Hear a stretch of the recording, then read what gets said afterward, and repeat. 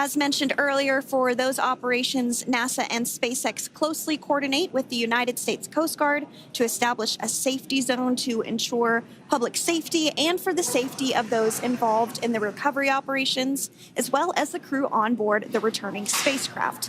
Multiple notices are issued to the mariners in advance of and during recovery operations, and Coast Guard patrol boats are deployed to discourage boaters from entering the spacecraft, the splashdown zones.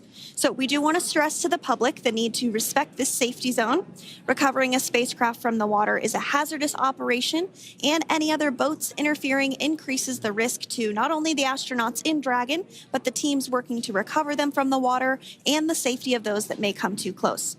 So for the safety of the crew, which you see there on your screen, your safety, we recommend you sit back and watch as we'll continue to bring you the best possible views of our astronauts' homecoming.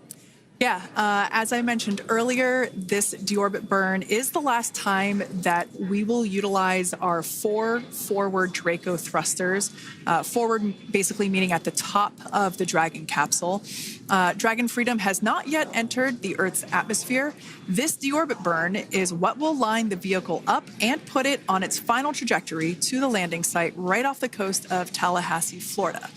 So basically, it is the last burn that the Dragon spacecraft executes and is what really locks it in for that precise landing.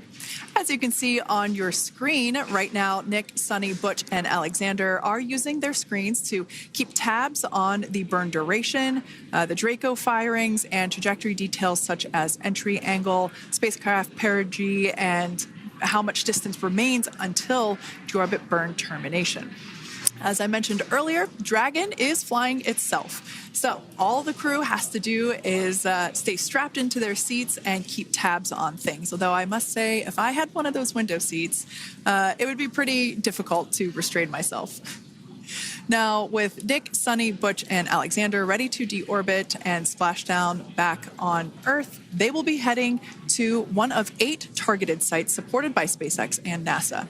All of these sites are located off the coast of Florida, either in the Gulf of America or the Atlantic Ocean. Spreading the supported sites across multiple locations helps maximize the return opportunities for this mission and future crews, lowering the chance that we'll have to wave off due to bad weather. For those of you following along, you'll know that today's splashdown marks our final Dragon recovery on the East Coast. After 6 great years of successful recovery operations off the East Coast, jointly select our splashdown location, and for today the prime recovery site is off the coast of Tallahassee, Florida.